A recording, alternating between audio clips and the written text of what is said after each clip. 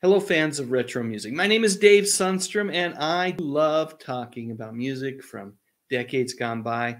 And those of you that know me really well know that I love talking about Journey, and in particular, Steve Perry. Journey is the topic of this video today. I may even work in some Steve Perry at the end of this video, so hang on, folks. But the question is, did Journey ever have a #1 hit single? And the answer is yes and no. It just all depends on how you define #1. So what am I talking about? Well, let me go back a couple of days. I got a message over on Facebook from a friend of mine, Davida Williams, and she said, so Journey did have a #1 song with a #1 album. Time to set the record straight. And I got thinking, what's she talking about? And there was a link there, so I clicked on that link, and that sent me over to a tweet from a guy named Mitch Lafon.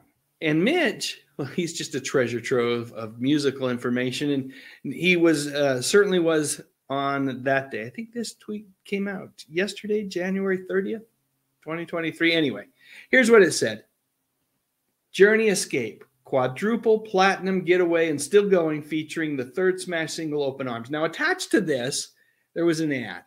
It's a really cool vintage ad talking about the Escape album. But let's go back to this tweet from Mitch.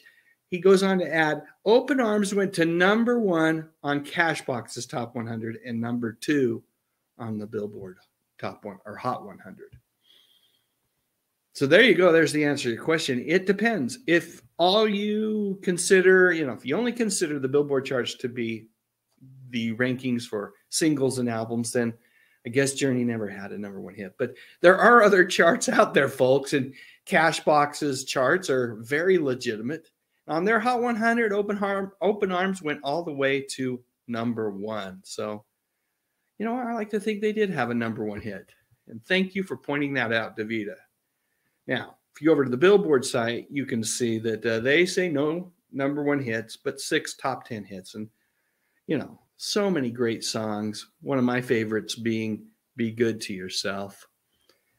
But there were just so many from those back in the early 80s in particular. Early to mid 80s was really a sweet spot in terms of getting those songs onto the charts.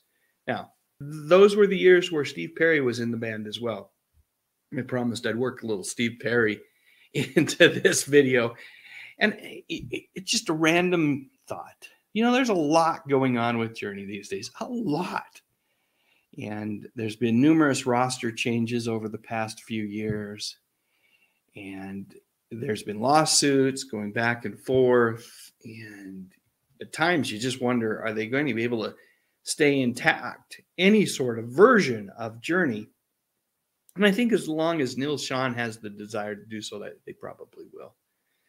But I have to think, and I know that Steve and his lawyers have from time to time gotten involved from a legal perspective, but I'm always impressed with the grace with which Steve handles himself in terms of all of the machinations that go on with Journey, the entity, right? The business unit. Anyway, Steve just handles himself with a certain amount of grace that I find truly admirable.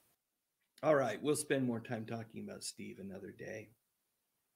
I did want to say thank you to Davida for that initial message over on Facebook. And she also sent me another one about Eric Monti. She knows that my main channel, which is just my name, Dave Sundstrom, focuses on a little bit of music, a little bit of movies, but a lot of TV from decades gone by. So at some future point, Davida, I will actually produce a video solely on Eric.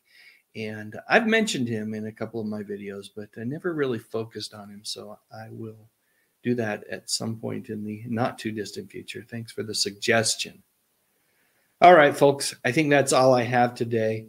If you found this video informative, if it seems like something that might interest you in the future, this kind of video and these topics, then I would ask you to give this video a thumbs up and maybe even consider subscribing to the channel.